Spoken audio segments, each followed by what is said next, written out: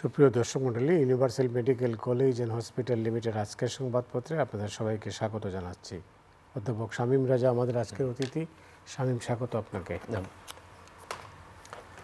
দৈনিক ইত্তেফাকের শিরোনাম হচ্ছে কেরানীগঞ্জে কারখানায় আগুন, 5 লাশ উদ্ধার, নিরবচ্ছিন্ন জ্বালানি সরবরাহের নিশ্চয়তা চাইলেন ব্যবসায়ীরা। মানবজমিন তদবিরে কড়াকড়ি, অটোরিকশার পেটে দিনে 750 মেগাওয়াট বিদ্যুৎ। আমার দেশ জাতীয়তাবাদী সংস্কৃতি মন্ত্রীর মঙ্গল শোভাযাত্রা প্রীতি, একের পর এক মার্কিন জঙ্গি বিমান ভূপাতিত করছে ইরান। কালবেলা কার্যকরের আগেই সিন্ডিকেটের কবলে সুপ্রিম কোর্ট সচিবালয়, বিনিয়োগে বাধা দূর করতে অ্যাডভাইজারি কাউন্সিল। দেশ রূপান্তর চ্যালেঞ্জ মোকাবিলাও বড় চ্যালেঞ্জ, একদিনে যুক্তরাষ্ট্রের 2 যুদ্ধ বিমান ভূপাতিত। জায়গা দিন, হরমুজ না খুললে নরক নেমে আসবে। নিরবচ্ছিন্ন জ্বালানি সরবরাহের নিশ্চয়তা চান ব্যবসায়ীরা। ইনকিলাব যন্ত্রণার নাম ঢাকা চট্টগ্রাম মহাসড়ক, ট্রাম হেক্সের দম্ভুক্তি চুরমার। সংগ্রাম, সময় থাকতে গণভোটের রায় মেনে নিয়ে জুলাই সনদ বাস্তবায়ন করুন, জনগণের অভিপ্রায়ই সর্বোচ্চ আইন। করতোয়া নিরবচ্ছিন্ন জ্বালানি সরবরাহের নিশ্চয়তা চাইলেন ব্যবসায়ীরা। কেরানীগঞ্জে অগ্নিকাণ্ডে নিহত 5। শিরোনাম যা দেখলাম তাতে জ্বালানি তেলের নিয়েই কি আছে। মাননীয় প্রধানমন্ত্রীর সঙ্গেও ব্যবসায়ীরা মানে তাদের একটা বৈঠক হয়েছে, বৈঠকে এই নিয়ে আলোচনা হয়েছে। নিরবচ্ছিন্নভাবে বিদ্যুৎ সরবরাহের কথা বা জ্বালানি সরবরাহের কথা বলা হয়েছে। আপনি কীভাবে দেখেন? এখন বাস্তবতা হলো আমাদের তো চাহিদা তো আছেই, এবং আপনার কলকারখানা চালু রাখতে হবে, বিদ্যুৎ উৎপাদন, আমাদের প্রতিদিনকার যাতায়াত, কৃষিতে, এমনকি আমরা যে আলোচনা হয়তো কম করছি যে উড়োজাহাজের যে জ্বালানি, তো বলতে পারে যে অন্য জ্বালানির সাথে উড়োজাহাজের জ্বালানির প্রসঙ্গ কেন আসছে। আমাদের বিপুল অভিবাসী কর্মী বাইরে থাকেন, তারা আসা যাওয়া, যদি অন্যান্য সমস্ত যাতায়াতের কথা বাদও দিই, সেখান থেকে শুরু করলে প্রায় দ্বিগুণের কাছে যাওয়ার সম্ভাবনা রয়েছে, যেগুলো উড়োজাহাজে ব্যবহৃত হয়। আর আমাদের প্রতিদিন তো আছেই প্রতিদিনকার। এখন ইতিমধ্যে এশিয়ার একাধিক দেশ এটাকে কিন্তু প্রায় জাতীয় দুর্যোগ হিসেবে ঘোষণা করেছে। ফিলিপাইনের কথা জানি, শ্রীলঙ্কার অবস্থাও ভালো না, এমনকি আমাদের প্রতিবেশী দেশ ভারত আমাদের অনেক অঞ্চলের তুলনায় যার সবচেয়ে বেশি সংরক্ষিত রাখার সুযোগ আছে বা সংরক্ষণ করার, তারপরেও তারটা কিন্তু খুব বেশি দূর যাবে না যদি তার বিপুল জ্বালানির চাহিদা না হয়। এবং আপনি বিবিসি সহ আন্তর্জাতিক গণমাধ্যমগুলোতে দেখেছেন যে আমাদের তো গ্যাস বাসাবাড়িতে কোনো কোনো জায়গাতে আছে, অনেক দেশেই কিন্তু তা নেই। এমন অনেক দেশ আছে সে নিজে গ্যাস উৎপাদন করে বা তার গ্যাসের সম্পদ আছে, কিন্তু বাসাবাড়িতে এই লাইনের মাধ্যমে সংযোগ প্রদান করা হয় না, তাকে কিনতে হয় আলাদা। তো সেখানে পাশের দেশের এত সুযোগ থাকার পরেও, তার সাথে এটাও বলে রাখি যে সে রাশিয়ার কাছ থেকে প্রচুর অপরিশোধিত তেল কিনেছিল যুক্তরাষ্ট্রের বিধিনিষেধ অগ্রাহ্য করে। ইরানের কাছ থেকেও হয়তো সে কিছু নিয়েছে বলে আমাদের জানা আছে। এত প্রস্তুতির পরও তার গভীর সংকট। এটা যদি আমাদের ক্ষেত্রে চিন্তা করি, আমাদের এত পরিমাণ সংরক্ষণ করার ব্যবস্থা নেই। যদি আমরা বিকল্প উৎস বলে এখন নাই ওই অবস্থায়, কিছু করাও যেত, তাও আমরা ওই পরিমাণে আমাদের সেই ব্যবস্থা নেই যে আমরা অনেক মাসের জন্য রাখতে পারবো। চীন ছাড়া একমাত্র চীনের বিপুল শক্তি রয়েছে এটাকে সংরক্ষণ করার, এবং সম্ভবত সবচেয়ে বেশি তার কাছে আছে। যে কারণে আপনি দেখবেন এই আলোচনায় চীন খুব একটা আসছে না, যে সেও তো মধ্যপ্রাচ্য থেকে তেল নাই, সে আলোচনার বাইরে। তার কারণ তার কয়েক মাস চলার মতো সক্ষমতা আছে। আসলে আমাদের ক্ষেত্রে আমার কাছে এই ধরনের ক্ষেত্রে মনে হয় যে এটা একটা দ্বিপাক্ষিক বিষয়, যে জনগণ যদি সহযোগিতা না করে তাহলে আপনি যে কোনো মূল্যে সরবরাহ নিশ্চিত রেখেও তো আপনি সেটা নিশ্চয়তা দিতে পারবেন না। এই মজুদ এবং কালোবাজারের আলোচনা বাংলাদেশে নতুন না, স্বাধীনতার পরপরই, এবং সেই আলোচনা এখনও আমাদের প্রতিদিনের জীবন থেকে যায়নি। কোনো কিছু হলে, এটা তেল, আপনি চালের ক্ষেত্রে ধরেন, আলুর ক্ষেত্রে ধরেন, অন্যান্য ক্ষেত্রে ধরেন, এই আলোচনাগুলো সামনে আসে। সরকার বিপুল ভর্তুকি দিচ্ছেন, জ্বালানি প্রতিমন্ত্রীও বলেছেন, আমরাও সবাই জানি যে প্রায় 170 কোটির মতো টাকা প্রতিদিন ভর্তুকি দিতে হচ্ছে এই তেলের, যাতে দাম না বাড়ে। এরপরে যদি কোনোভাবে অপচয় হয় এবং সেটার জন্য মজুত করা হয়, তাহলে তো দুঃখের আর কোনো শেষ নেই। সেটা তো করা হচ্ছে। এবং এই ধরনের কথা কিন্তু আমাদের কানে আসছে, সংবাদপত্রেও আপনারা প্রতিবেদন দিচ্ছেন বিভিন্ন সময়, অদ্ভুত উপায়ে মানে ড্রামে প্লাস্টিকে মানে বিচিত্রভাবে এটা দেখলেও নিজেদের কাছে জাতি হিসাবে খুব ছোট মনে হয় নিজেদের, যে এমন একটা সংকটকাল এবং একটা বৈশ্বিক সংকট। আমরা কিছু সুযোগ হয়তো পাচ্ছি, যে কাতারের যে ওখান থেকে আমাদের যে এলএনজির গুলো আসার কথা, বন্য জ্বালানি, তো হরমুজ প্রণালীতে এখন বিশেষ অবস্থা থাকার পরেও আমরা অন্তত সুবিধাপ্রাপ্ত দেশের একটা যে কিছু জাহাজ আমরা আনতে পারছি। ডিজেলের ব্যাপারে আমরা পাশের দেশকে অনুরোধ করেছিলাম, সেখান থেকে ইতিবাচক সাড়া আছে। তো সব কিছু মিলে আমাদের অবস্থাটা ঠিক ফিলিপাইন বা অন্যান্য দেশের মতো ওরকম শ্রীলঙ্কার মতো না। কিন্তু এবং আমি আসার আগেও দেখছিলাম যে তরুণ একজন সংসদ সদস্য জ্বালানি মন্ত্রীকে প্রশ্ন করেছেন যে সরবরাহ আছে কিনা পাম্পগুলোতে, এবং সেখানে তিনি জানাচ্ছেন যে দেওয়া হচ্ছে। তো তারপরেও আমরা দেখছি কোনো কোনো পাম্পে তার অভিযোগ করছেন যে যাত্রীরা পাচ্ছেন না তেল, বা পাম্প বন্ধ রাখছে যেটুকু সুযোগ আছে। তো আলোচনাগুলো তো খুব সরল, যে এখনো মজুত করা হচ্ছে কিনা। যদি সংবাদপত্রে আমরা যা দেখছি তার বাইরেও এটা হয়ে থাকে, যেটা একটা সংকট তৈরির প্রচেষ্টা হতে পারে, তাহলে তো সেটা খুব কঠোর হওয়া ছাড়া আর কোনো উপায় নেই। এবং একই কথা শুরুতে বললাম যে প্রতিদিন যদি শুধু রেডি দিতে হয় এবং প্রতিদিন যদি আপনাকে এই সংকট মোকাবেলা করতে হয়, তাহলে তো আপনি অন্যত্র এই সরবরাহ স্বাভাবিক রাখতে পারবেন না।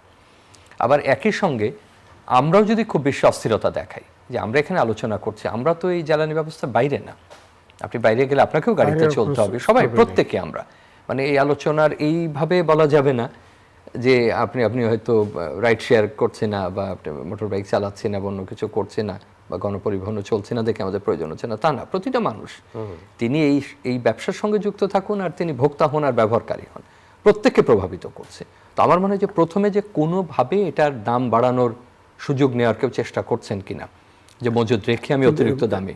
পেট্রোল পাম্প মালিকরা সহযোগিতা না করলে এই সংকট কিন্তু আসলে এটা এটা এটা এটা এটা খুবই স্বাভাবিক। হয়তো প্রাথমিকভাবে মনে হতে পারে যে কজন করছেন বা কতটুকু করছেন, কিন্তু এই সংখ্যা তো একজন দুজন থেকে যদি হাজার হাজার হয়, তাহলে তো আপনি সংকটে পড়বেনই।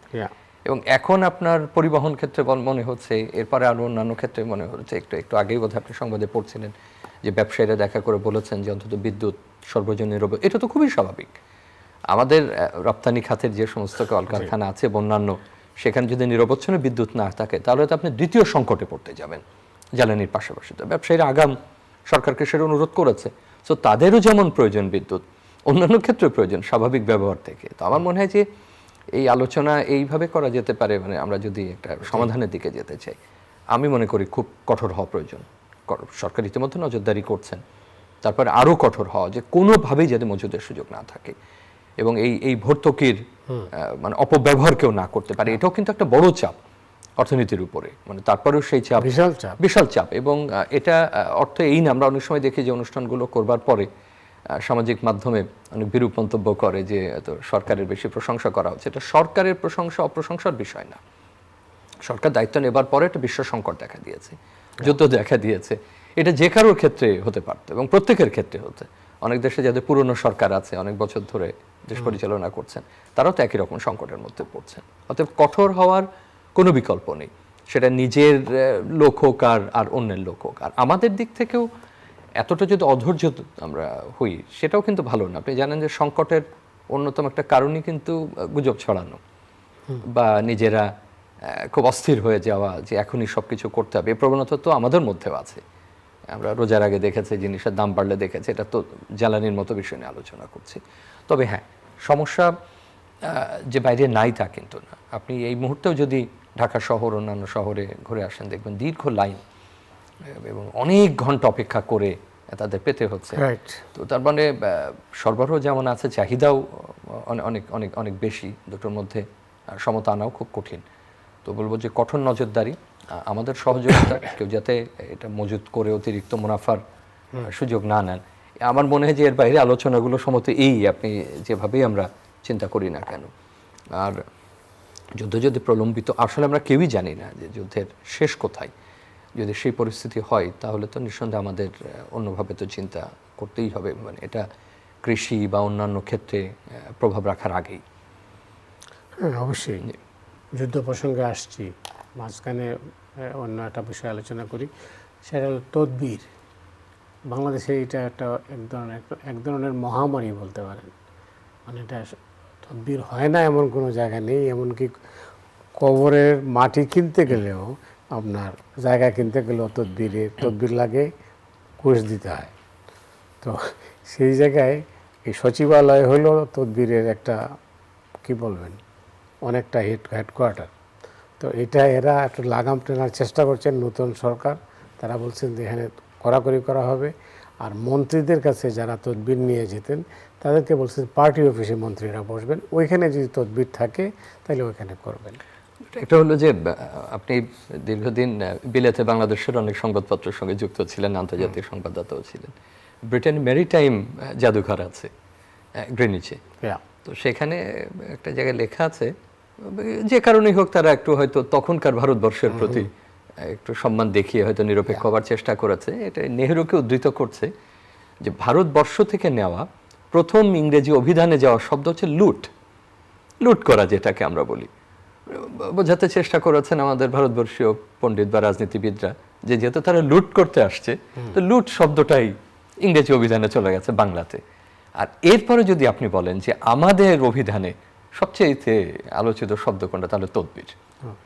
মানে লুট দিয়ে শুরু হয়েছিল, যদি ঔপনিবেশিকরা লুট শব্দ গ্রহণ করে থাকে তাহলে আমরা গ্রহণ করেছি তদবির। আমরা যখন পরাধীন ছিলাম তখনও তদবির, আধা পরাধীন যখন তখনও তদবির, এবং স্বাধীন হওয়ার পরে আমরা এখনো পরিমাণ তদবির। এর মধ্যে বহু রকম রাজনৈতিক ব্যবস্থা গেছে, রাষ্ট্রপতি শাসিত থেকে প্রধানমন্ত্রী বা সংসদীয় তত্ত্বাবধায়ক, অন্তর্বর্তী, বহু রকম। তদবিরের কোনো শেষ নাই, এবং তদবিরই একটা বড় সংস্কৃতি। সেটা চাকরি বাকরি থেকে শুরু করে এমনকি সর্বত্র। এই ডিজিটাল পদ্ধতি যেটা আমরা মনে করেছি যে তদবিরকে কমিয়ে আনবে, সেখানেও তদবির থামেনি। আপনি ভূমি সেবা নেওয়া থেকে শুরু করে অন্য যেখানেই যান না কেন তদবির, এবং তদবিরের বহু রকম ফের আছে। তো এখন এই সরকার আসার পরে আমাদের বড় প্রত্যাশাই হলো দুর্নীতি লাগাম টেনে ধরা। এবং আপনি বাংলাদেশের যদি বলেন বাংলাদেশের প্রধান সংকট কি, তাহলে এক একজনের কাছে এক এক রকম হবে, কিন্তু আমার মনে হয় খুব সাধারণ যেটা থাকবে সেটা হচ্ছে দুর্নীতি। এটা বোধহয় লিখতে বা বলতে কেউ ভুল করবে না। আপনি যদি অভিবাসীদের সঙ্গে কথা বলেন বা আমাদের দক্ষিণ পূর্ব এশিয়া, মধ্যপ্রাচ্য থেকে কখনো বিমানে তাদের সঙ্গে আসেন, সবারই দেশের প্রতি গভীর তাদের একটা প্রেম ভালোবাসা থাকে, কারণ তারা অন্য দেশে থাকেন, দেখেন। আপনি দেখবেন কিছুক্ষণ আলাপ করার পরেও কিন্তু খুব খেদের সঙ্গে বলবেন, ভাই আমাদের যদি এই তদবিরটা না থাকতো, আমাদের যদি দুর্নীতিটা না থাকতো, আমরা অনেক ভালো করতাম। এটার জন্য কোনো বড় রকেট সায়েন্স জানার প্রয়োজন কোনো কাজই হয় না, কোনো কাজ হয় না। এটা মানতে হবে, এইটার উপরে প্রলেপ দিয়ে কোনো লাভ নেই। সেটা আপনার আমার মতো ব্যক্তিও, যাদের একটু ধরলাম প্রভাবশালী বন্ধু বান্ধব লোকজন আছে, কোনো জায়গায় যদি আপনি একটু বলে দেওয়ার ব্যবস্থা করেন তাহলে তদবির আরও বেড়ে যায়, অথবা এই কাজটার হয় না। এটাই বাস্তবতা। বরং আপনি অন্য কোনো উপায় বের করলে হয়তো কাজটা হবে, কিন্তু আপনার বড় সড়ো কেউ যদি বলে দেন, সেই কাজটা হওয়ানো তখন খুব কঠিন হয়ে যায়। বের হবেন কি করে, সেটা হয়তো আর একটা আলোচনা। কিন্তু সম্ভবত আপনি যে প্রসঙ্গটা তুলেছেন যে এই সরকার কি করছেন বা কি করতে পারেন, এই সরকার বিশেষ করে এখন যিনি প্রধানমন্ত্রী আছেন তার অনেকগুলো ব্যক্তি আচরণ আমাদেরকে বেশ প্রাণিত করছে। তার ব্যক্তিগত যদি আপনি বলেন যে সুবিধাদি নেওয়ার ক্ষেত্রে, ব্যবহার করার ক্ষেত্রে তিনি ব্যয় সংকোচনের একটা নীতি গ্রহণ করেছেন, এবং অনেকগুলো ভালো দৃষ্টান্ত তিনি স্থাপনের চেষ্টা করছেন, যেগুলো আমরা উন্নত দেশে দেখি। সেটা নিয়েও আমাদের তির্যক মন্তব্য আছে। একজন করছেন, তার কতটুকু এটা বজায়যোগ্য বা এটা টেকসই হবে সেটা পরের কথা। যেমন নিরাপত্তা উনি কমাচ্ছেন, এটা আমাদের প্রশ্ন করলে বলবো আমি নিরাপত্তা কমানোর পক্ষে না, কারণ তার নিরাপত্তার প্রয়োজন আছে। তিনি হয়তো একটা পর্যায় পর্যন্ত কমাচ্ছেন, আবার যখন লাগবেন তিনি নেবেন। তিনি একটা ব্যক্তির দৃষ্টান্ত দিচ্ছেন যাতে করে অন্য মন্ত্রীরা একটা অনুসরণ করেন, প্রতিমন্ত্রীরা করেন, সরকারি কর্মকর্তারা করেন, প্রত্যেকে করেন। একজন ব্যক্তি তো সবার ক্ষেত্রে পারবেন না। সেক্ষেত্রে তিনি যেটা নির্দেশ দিয়েছেন সেটা অত্যন্ত ইতিবাচক, যে সচিবালয়ে ভিড় করবেন না। সচিবালয়ের ভিড় তো আমাদের ঐতিহাসিকভাবে আলোচিত বিষয়। মানে এটার জন্য এতদিন যে আমাদের বিরাট অপেক্ষাগার তৈরি করতে হয়নি, এটাই তো যথেষ্ট। তো যদি সেটা বাস্তবায়ন করা যায় যে সচিবালয়ে যাবে না, পার্টি অফিসে তারা বসবেন, সেটা তো দলের একটা দায়িত্ব আছে, দলের কাজকর্ম আছে। কিন্তু অথবা একই সঙ্গে মনে রাখতে হবে যে তদবিরের জন্য যে সচিবালয়ে না গেলেই তদবির হবে না, সেটাও কিন্তু জোর দিয়ে বলা যাবে। বাড়িতে বসে হবে। এখন তো ডিজিটাল প্রযুক্তি, এখন হোয়াটসঅ্যাপ করা যাবে, SMS করা যাবে, অন্যান্য সোশ্যাল মিডিয়া প্ল্যাটফর্মে আপনাকে খবর দেওয়া যাবে, ফেসবুকেও লিখে রাখা যাবে যে আপনি কি চাচ্ছেন না চাচ্ছেন। অতএব যেটা করা হয়েছে সেটা যদি প্রতীকী অর্থেও ধরি, তাও আমি মনে করি গুরুত্বপূর্ণ। যে সচিবালয়কে সচিবালয়ের মতো কাজ করতে দেওয়া, সেখানে যে কাজ আছে সেই কাজটা সেখানে হোক, সেখানে অতিরিক্ত ঝামেলা না করা। সচিবালয় নিয়ে আমাদের ঝামেলা ঠিক নেই, শেষ নাই। আপনি দেখবেন সাংবাদিক ঢোকা নিয়ে 2 দিন পরে কথা ওঠে, অ্যাক্রেডিটেশন কার্ড বাতিল নিয়ে অনুষ্ঠানেও আপনি আমি অনেকবার আলোচনা করেছি। আর তার সঙ্গে তদবির, 18 কোটি মানুষ যদি তদবির শুরু করে তাহলে তো সচিবালয় টিকে রাখাই কঠিন হবে। যদি সত্যি সেটা মানা যায় এবং মন্ত্রীরাও যদি সেটা মানেন, আমাদের সচিবরা যদি সেটা অনুসরণ করেন, ঊর্ধ্বতন সরকারি কর্মকর্তারাও সেটা অনুসরণ করেন যে যা করার এখানে না, আমি মনে করি যে অনেক বড় পরিবর্তন সম্ভব। যদিও আমাদের আলোচনা আছে যে অনেক অধ্যাদেশ যেটা দুর্নীতি দমনের সঙ্গে যুক্ত, দুর্নীতিকে কমিয়ে আনার সঙ্গে যুক্ত, সেইটা সরকার যদিও যাচাই বাছাই করতে চাইছেন, এবং সেটাও এই প্রসঙ্গে বলবো যে সরকার নিঃসন্দেহে খুব সতর্কভাবেই পা ফেললে তার জন্য ভালো হবে। যে অধ্যাদেশগুলোর গত সরকারের সময় যখন খসড়া করে তখন আমাদের কিছু পর্যবেক্ষণ ছিল, গুরুত্বপূর্ণ অনেকগুলো বিষয় বাদ গেছে যেটা আমাদের সংশ্লিষ্ট ব্যক্তিরাও তখন উল্লেখ করেছিলেন। সেগুলো যদি সঠিক করার জন্য যাচাই বাছাই করা হয় তাহলে ঠিক আছে, কিন্তু এটা যেন একেবারে পরিত্যাগ করার অর্থে না যায়। কারণ তাহলে এই যে দৃষ্টান্তগুলো তৈরি করবার চেষ্টা করা হচ্ছে, এই যে পদক্ষেপগুলো নেওয়া হচ্ছে যে সচিবালয়ে যাবেন না, আপনি 2 দিন এখানে বসবেন, তদবির চলবে না, সেটাকে তো যদি টিকিয়ে রাখতে হয় তাহলে তো আইন লাগবে, নীতি লাগবে, বিধান লাগবে, তাছাড়া তো আপনি টেকাতে পারবেন না যে এটা করলে এটা হবে, এটা না করলে এটা হবে না। সুতরাং এটার সাথে কিন্তু ওই আলোচনাও যুক্ত যে যে অধ্যাদেশগুলো সরকার এই মুহূর্তে হয়তো রাখতে পারছেন না, কিন্তু কেন পারছেন না বা কোন কারণে পারছেন না সেটাও কিন্তু স্পষ্ট করা প্রয়োজন, কারণ সেখানেও কিন্তু দুর্নীতির মতো বিষয়গুলো রয়েছে। তো যদি এটা হয় তাহলে ওই যেমন লুট সংস্কৃতি, ওরকম একই রকম যেন তদবিরের সংস্কৃতি আমাদের জীবনের অংশ না হয়, রাজনীতির অংশ না হয়, আমাদের গভর্নেন্সের অংশ না হয়, এবং এটাই আমাদের সুশাসনের বড় অন্তরায়ের একটা, এবং এটাই আমাদের দুর্নীতির অন্যতম কারণ। সবচেয়ে বড় জিনিস হলো যে যে সাধারণ মানুষ, যার কেউ নাই, বলার কেউ নাই, কোথাও যাওয়ার কেউ নাই, তার কাজ তো হয় না। এবং এই তদবিরের আলোচনা শুরু করেছিলাম আপনার আমার মতো লোক দিয়ে, যে যাদের 2-1জনকে বলবার মতো কেউ আছেন, কিন্তু যার কেউ নাই, রাষ্ট্র তো তার জন্যই আগে এবং তার পাশে দাঁড়াতে হবে। তো সরকার যদি সেটাই করতে পারেন আমরা সাধুবাদ জানাই। অনেক ধন্যবাদ আপনাকে। যেটা আপনি বলছিলেন উপসাগরে যুদ্ধ শেষ হয়ে হইল না, কিন্তু বা হচ্ছে না, দীর্ঘায়িত হতে যাচ্ছে বলেই মনে হয়। কিন্তু এই পরিস্থিতিতে তামাম দুনিয়াতে কিন্তু টালমাটাল অবস্থা, বাংলাদেশ তো এর বাইরে না। মানে আমরা সব দিক থেকে আমরা কিন্তু আটকে যাচ্ছি, মানে ওই সব জায়গাতে বলা হচ্ছে না পৃথিবীটা যেন কোথায় যেন আটকে যাচ্ছে। না, পৃথিবী আসলে আটকে যাচ্ছে, এবং আমাদের মতো দেশ থেকে আমরা যখন বিশ্ব বিষয়ে কোনো বিশ্লেষণ করি, আমরা অনেক সময় খেদের সাথে বলি যে আমরা তো বাংলা ভাষায় করি এবং আমাদের এই চ্যানেলগুলোর আলোচনা তো পৃথিবীর অন্য বাইরে যায় না, অন্য ভাষাভাষীর লোকেরা খুব একটা দেখেন না। এবং আপনি সংবাদপত্রগুলো যারা অধিকতর যাদের পাঠক আছে বলে দাবি করেন, তারা প্রতিদিনই দেখবেন 10টার মধ্যে প্রায় 10টাই অনুবাদ ছাপছেন বাইরের কোনো না কোনো দেশের। আমাদের বিশ্লেষণগুলো সেখানে খুব কমই আসে, হয়তো 2 দিন 3 দিন পরে একটা পাওয়া যায়। কিন্তু আমি মনে করি যে আমরা যে বিশ্লেষণগুলো বহুদিন থেকে করছি সেটা তাদের বিশ্লেষণ থেকে খুব একটা আলাদা না। প্রথম কথা হলো যে বিশ্ব ব্যবস্থা পরিবর্তন হচ্ছে, যে বিশ্ব ব্যবস্থা মার্কিন যুক্তরাষ্ট্রে নিজের তৈরি করা, বিশেষ করে দ্বিতীয় বিশ্বযুদ্ধের পরে যেটা আমরা সবাই মেনে নিয়েছি, প্রতিষ্ঠানগুলো নির্মাণ করা, সেই ব্যবস্থাকেই সে ভেঙে দিচ্ছে, বা তার এখন যে প্রশাসন আছে, এখন যে ব্যবস্থা আছে, তারা সেটাকে মানছেন না। এটার সবচেয়ে বড় ঝুঁকি যেটা হবে যে অন্য যে বৃহৎ 2 বা 3টা শক্তি আছে তারা নিজেদের মতো বেপরোয়া হয়ে উঠতে পারেন। যেমন রাশিয়া, তার মতো সে সম্প্রসারণে থাকবে, কারণ তার মতো সে একটা ব্যবস্থা গড়ে তুলবে। চীন তার মতো একটা ব্যবস্থা গড়ে তুলবে। এবং আপনি যদি এইভাবে বিষয়টা দেখেন যে মার্কিন যুক্তরাষ্ট্র যদি মধ্যপ্রাচ্য বা তার আরও কিছু অঞ্চল নিয়ে ব্যস্ত থাকে, চীন আফ্রিকার বিস্তৃত অংশগুলো তার এক ধরনের প্রভাব বলয়ের মধ্যে নিয়ন্ত্রণে রাখা, এবং ইউরোপের মধ্যভাগে যদি রাশিয়া ক্রমাগতভাবে তার নিয়ন্ত্রণে রাখতে চায়, পূর্ব অংশ তার নিয়ন্ত্রণে রাখতে চায়, এইভাবে 2-3 টুকরো একটা পৃথিবীকে আমরা দেখছি। এবং যে পৃথিবীর একীভূত বা পারস্পরিক রাখা যে বিষয়, যদিও আন্তর্জাতিক সম্পর্কে ভারসাম্য কথাটা খুব আপেক্ষিক, কিন্তু তার চাইতে বড় কথা যে একটা শক্তির তো একটা ভারসাম্য থাকে, সেই ভারসাম্যটা নাই। মানে এই আলোচনা বোঝাটা এই জন্য গুরুত্বপূর্ণ। আপনি এই মধ্যপ্রাচ্যের এই পরিস্থিতি দেখেন, এটা যথেষ্ট দীর্ঘ বলতে হবে। মানে এখনকার দিনে তো আর বছর পর বছর সম্ভবত যুদ্ধ হবে না, এখনকার প্রযুক্তি, এখনকার যুদ্ধের আয়োজন একেবারেই অন্যরকম। কিন্তু সেখানে অন্য বড় শক্তিগুলোর ভূমিকা নেই বললেই চলে, এবং ইউরোপের এখানে ভূমিকা রাখারও আসলে সুযোগ সীমিত। তার অর্থনৈতিক সংকট, তার প্রবল জ্বালানি সংকটের দিকে কিন্তু সে যেতে পারে যে কোনো মুহূর্তে। এবং যেটা ইউক্রেন যুদ্ধের পরে স্পষ্ট হয়েছিল যে তার যদি বিকল্প জ্বালানি ব্যবস্থা না থাকে তাহলে সে চলতে পারবে না। এবং এখানে দেখেন বিভিন্নভাবে তাকে প্রলুব্ধ করার পরেও সে যুদ্ধে সরাসরি যুক্ত হবার মতো সে সাহস দেখাতে পারছে না, কারণ তারও জ্বালানির ইস্যুজ রয়েছে এবং তারও অর্থনৈতিক সংকট রয়েছে। তারও বিশ্ব ব্যবস্থা যদি অন্যদিকে মোড় নেয় তখন সে কোন দিকে যাবে সেটা একটা বড় বিষয়। এই বিশাল বাস্তবতাকে রেখেই যদি আপনি যুদ্ধের ক্ষেত্রে নামেন তাহলে এইভাবে বলা যায় যে সেখানে নতুন বিশ্ব শক্তি উত্থানের একটা সম্ভাবনা দেখা দিচ্ছে ইসরায়েল। সে শুধু এখন আঞ্চলিক শক্তি থাকতে চাইছে না, সে একই সঙ্গে সম্ভবত তার বিশ্ব শক্তিতে রূপান্তরের একটা জায়গায় সে নিয়ে যেতে চাইছে।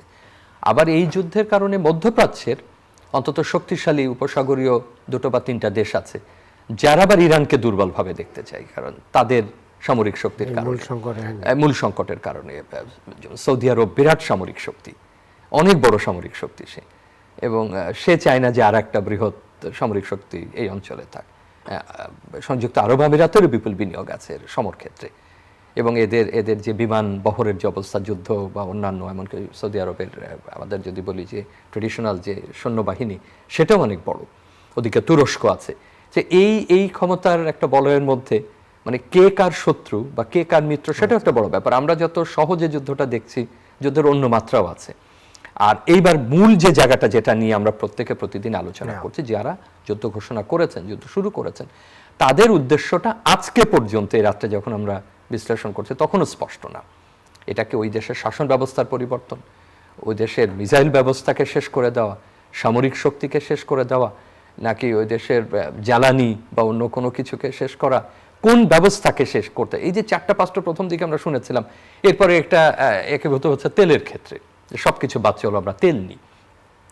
এই মুহূর্তে সম্ভবত শুধুমাত্র সামরিক শক্তি দিয়ে হরমুজ প্রণালী নিয়ন্ত্রণ করা বা এটা সমাধান করা যাবে না, সেটা অন্য সমরবিদরাও একমত হচ্ছেন, ইউরোপিয়ান বলেন অন্য বলেন, আমরাও যতটুকু বুঝি এটা সম্ভব না এখন। আর দ্বিতীয় হলো যে আকাশ পথে যুদ্ধ করে এবং তার কর্তৃত্ব দেখিয়ে একেবারে গ্রাউন্ড পর্যায়ে বা মাঠ পর্যায়ে দখল নেওয়া এক বিষয় না, কারণ সেটাই যদি সম্ভব হতো তাহলে যে সক্ষমতা ইসরায়েল এবং মার্কিন যুক্তরাষ্ট্র আকাশপথে দেখিয়েছে সেটা অকল্পনীয়। এটা যুদ্ধের ইতিহাসে আমরা এরকম কখনো সচরাচর দেখি না। কিন্তু আপনি কিন্তু সেই নিয়ন্ত্রণ নিতে পারছেন না, সুতরাং নিয়ন্ত্রণের পরিস্থিতি যুদ্ধ অন্যরকম। এবং সম্ভবত ইরান এখন যে কৌশলে গেছে টিকে থাকা, তার আসলেই নাই, তার বিমান বাহিনী শেষ এবং তার বিপুল ধ্বংস হয়েছে, যেটা আমরা যত আবেগ দিয়েই দেখি না কেন, আমাদের এখানে অনেক সময় আবেগ কাজ করে, ধ্বংস হয়েছে এবং সেটা বহু বহু বছর তাকে পিছিয়ে দিয়েছে। কিন্তু এই যে টিকে থাকা, সেটা মাঝে মধ্যে ক্ষেপণাস্ত্র নিক্ষেপ করে হোক, অন্য কোনো প্রক্রিয়ায় হোক, অন্য কোনো দেশের কাছ থেকে তথ্য নিয়ে হোক, সে টিকে থাকছে এবং টিকে থাকাটাই তার একটা বড় এখন পর্যন্ত সাফল্য হিসাবে দেখা দিয়েছে। কিন্তু ক্ষতি যেটা হয়েছে সেটা ভয়াবহ। সুতরাং এই দিকে তো তার ক্ষতি হচ্ছে, কিন্তু তারপরে হরমুজ টিকিয়ে রাখার বা দখলে রাখার যে কৌশলগত সুবিধা, সেটা সম্ভবত ওই বিপুল ক্ষমতা প্রয়োগ করে বা শক্তি প্রয়োগ করে হবে না, সেটা খারাপের দিকে যাবে। খার্ক দ্বীপও একই রকম দখল নিয়েও মার্কিন যুক্তরাষ্ট্র খুব এটার সমাধান করতে পারবে বলে মনে হয় না।